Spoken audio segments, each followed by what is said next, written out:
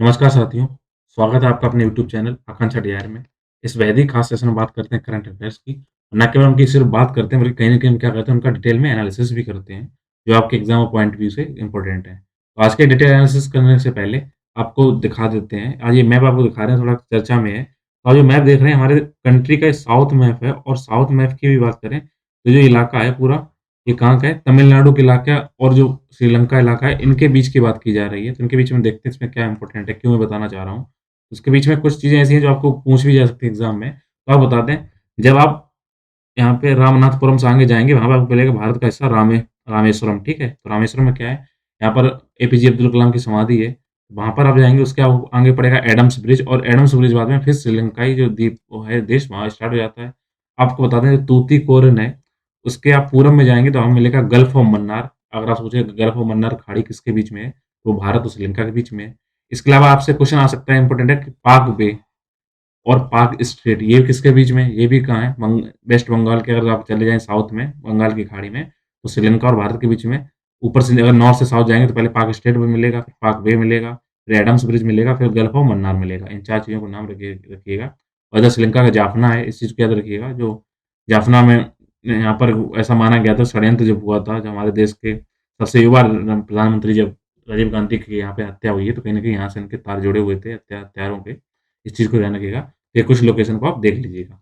आइए अब देखते हैं आज के प्रमुख करंट अफेयर क्या-क्या हैं जिनको मैं आज हमें डिटेल में एनालिसिस करना है।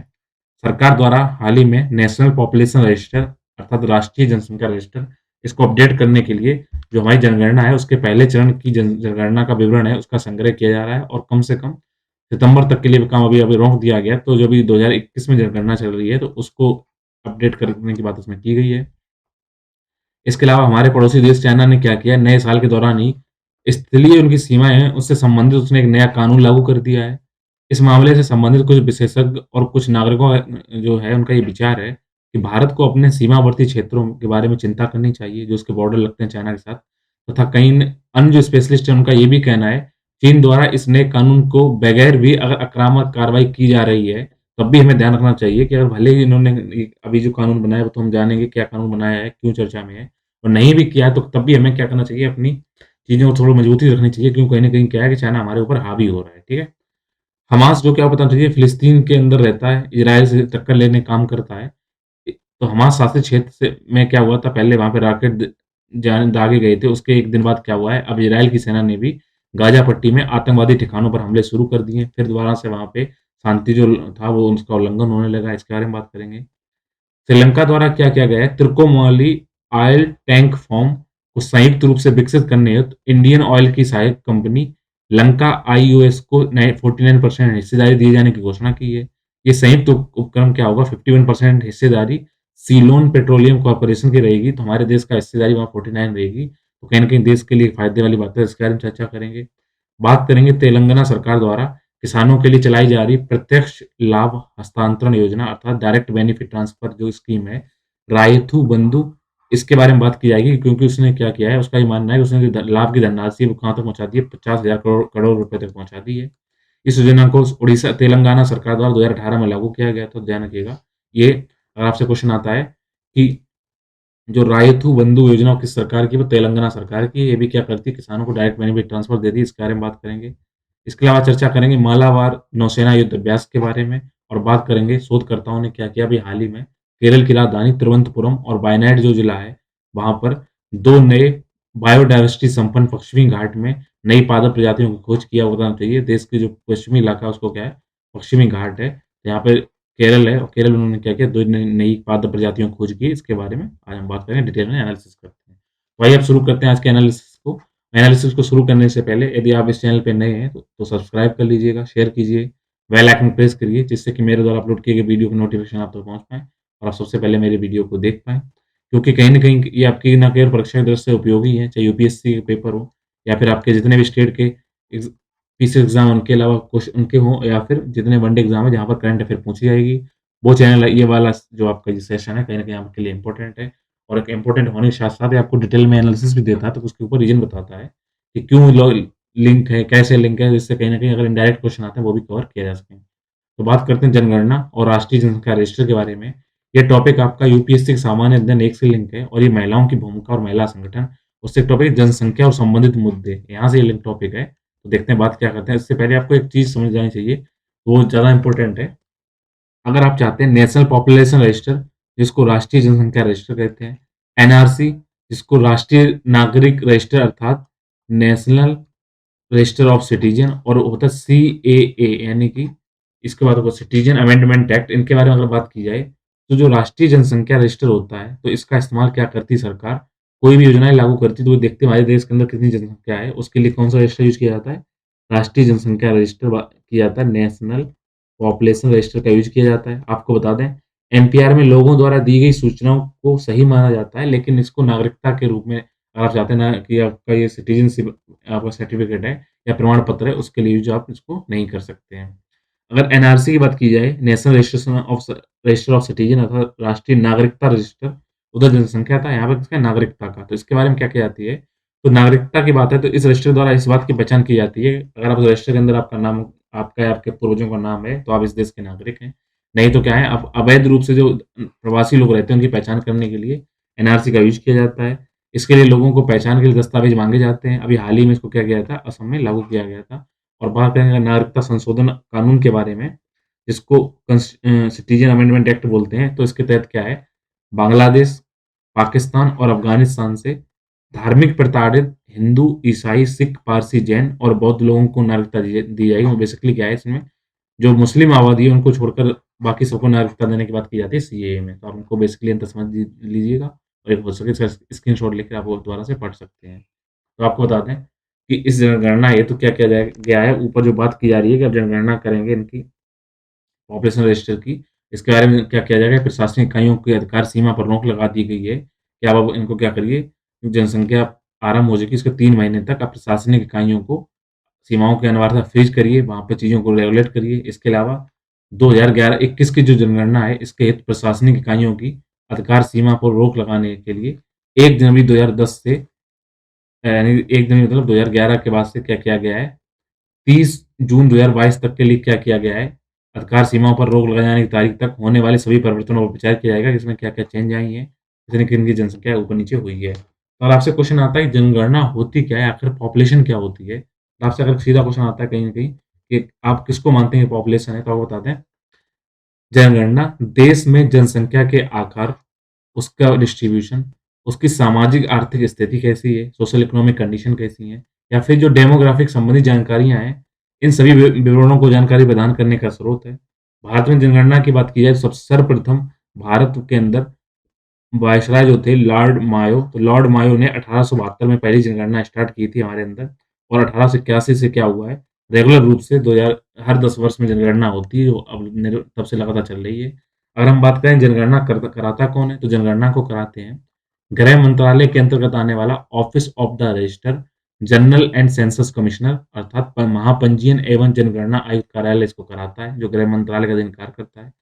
इसके अंतर्गत आपको आपकी डेमोग्राफिक एंड इकोनॉमिक कंडीशन, आपकी लिटरेसी रेट, आपकी शिक्षा का स्तर कैसा है, आपको आवास, घरेलू सुविधाएँ, शहरीकरण, प्रजनन दर, मृत्यु दर, अनुसूचित जाति, अनुसूचित जनजाति और भाषा, ऐसे कुल मिलाकर 7 जो इंडिकेटर हैं, इनके बेस पे इनको डाटा इकट्ठे किए जाते हैं। आपको बता दें, अगर हम अपने और पीछे चले जाएँ, तो हम ऐसा नहीं है पहली बार कर रहे हैं। ऋग्वेद में अगर हम देखें, हमारा सबसे पुराना जो वेद है ऋग्वेद है, तो ऋग्वेद से ये पता चलता है कि 800 से लेके 600 ईस्वी पूर्व के दौरान किसी प्रकार की जनगणना की गई थी। तीसरी शताब्दी ईस्वी पूर्व आते-आते कौटिल्य ने जो अर्थशास्त्र लिखा है, उसमें जो उन्होंने टैक्स की बात की है, इसके लिए उन्होंने बोला है कि राज्य की नीति के उपाय के रूप में उन्होंने बोला था कि जनसंख्या के आंकड़े होने चाहिए, जिससे क्या हो आप सही से टैक्स ले सकें। वहीं अगर मुगल पीरियड में आते हैं, मध्यकालीन भारत की बात करते हैं, तो आईन अकबरी में अकबर द्वारा जो काम किया गया था, उसमें जनसंख्या के उद्योग, धन और कई अन्य विशेषताओं संबंधी विस्तृत आंकड़े भी उसमें सम्मिलित किए गए थे। ये थी हमारे पॉपुलेशन की हिस्ट्री।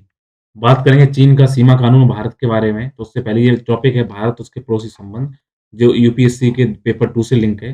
अगर आपने देखें, why would a country need a law to protect its border, क्योंकि आप देख सकते हैं, ये जो जगह देख रहे हैं टेरन एरिया, ये क्या था पहले हमारे अंदर है, यहाँ चाइना देखिए कुछ नहीं किया है। अब वहाँ पे आप देखिए बस्ती बना दी चाइना ने, ऐसे देखिए, धीरे-धीरे बस्ती बसाने की कोशिश कर रहा है, तो कहीं न कहीं क्या है, हमें अपने बॉर्डर को प्रोटेक्ट करना होगा। उससे पहले देखते हैं चाइना ने क्या कानून बना दिया है। तो चाइना ने जो कानून बनाया है उसका नाम रखा है protection and exploitation of the countries land border areas, अर्थात सीमा कानून इसका में बोला गया है, देश की सीमावर्ती क्षेत्रों का संरक्षण एवं दोहन।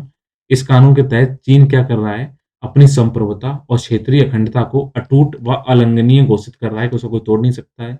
जिसके तहत अब क्षेत्रीय अखंडता और स्थलीय सीमाओं की रक्षा हेतु उनका उपाय करना और इसे कमजोर करने वाली किसी भी कार्रवाई से बचाव करते हुए प्रतिरोध करना, ये इसमें बोल दिया उसका आवश्यक हो गया है। तो कहीं न कहीं क्या कर रहा है, इससे अपने लोगों को प्रोत्साहन दिया जा रहा है, वहाँ पर गाँव बसाए जा रहे हैं, ना लोगों को लाया जा रहा है और उनका ये मानना है कि हम सबसे सीमावर्ती क्षेत्रों से क्या करेंगे, मैत्रीपूर्ण संबंध कराएँगे और क्या विवाद नहीं करना चाहते हैं, इसलिए अपने क्या करते हैं, बाउंड्री को क्लियर करना चाह रहे हैं।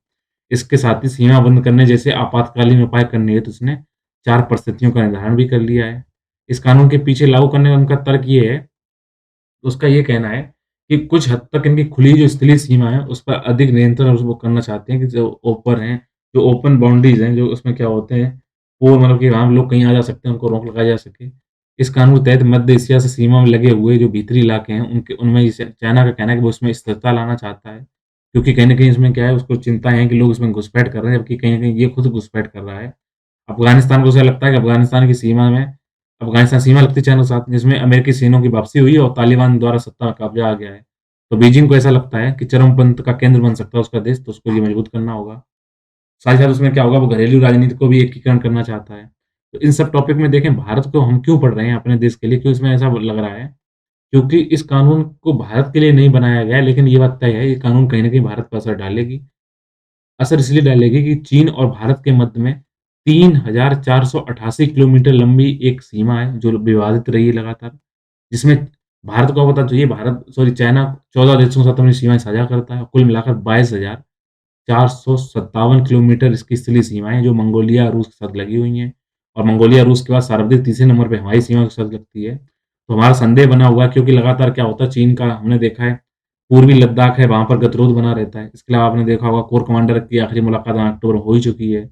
कहीं न कहीं ये हमारे डोकलाम में विवाद आता है, अरुणाचल प्रदेश में भी दिक्कतें देते हैं, तो कहीं न कहीं हमें चाइना के साथ क्या होगा, डीलिंग करनी ही होगी। इससे क्या होगा, चीन की कार्रवाइयों में हम निर्भर नहीं रह सकते हैं। कहीं न कहीं हमें अपने आगे मानना भी कुछ स्पेशलिस्ट उनका ये कहना है, नया कानून चीन की जो मौजूदा गतिरोध सहित अन्य महत्वपूर्ण सीमा विवादों हैं, उनके समाधान हेतु एक एड़ी जमाने के लिए व्यवस्था करने के कार्य करेगा। कहीं न कहीं वो क्या करेगा, खुद को यहाँ स्टेबल कर लेगा और इसकी आपको पता है, चाइना की कार्रवाइयाँ पहले से आक्रामक रही हैं। तो कुल मिलाकर ये देखा गया है, नया कानून चीन द्वारा भारत और भूटान के साथ जो क्षेत्रीय सीमाएँ हैं, उनको एक तरफ़ा रूप से सीमांकित करने और निरूपित करने का उनका नवीनतम प्रयास है। इसको करते हुए हमें क्या करना चाहिए? हमें पूर्वी लद्दाख में जारी सीमा गतिरोध है, वो अनसुलझा बना हुआ है, ये हमारी चिंता है, चुनौतियाँ हैं, इसको ठीक करना चाहिए। इसके अलावा अरुणाचल प्रदेश पे जो लगातार चाइना दावा कर रहा है और लगातार कई स्थानों में नाम बदल रहा है, वहाँ पर हमें चीज़ें देखनी चाहिए।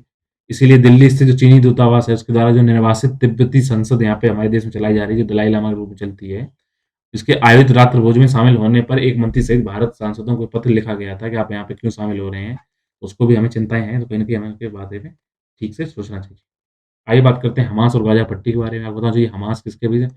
फ़िलिस्तीन और इज़राइल के बीच में क्या करता है? जब इज़राइल और फ़िलिस्तीन लड़ाई होती है, तो फ़िलिस्तीनी का एक चरम उग्रवादी संगठन है, जो वहाँ पे लड़ाई लड़ता है। ये भी भारत के हितों को प्रभावित करने वाली इतने विकासशील या विकसित देशों की पॉलिसी है, उनके बारे में टॉपिक है। आप देखिए कैसे गोलाबारूद चल रही है। वहाँ पे पहले हमास ने हमला किया, अब इज़राइल कर रहा है।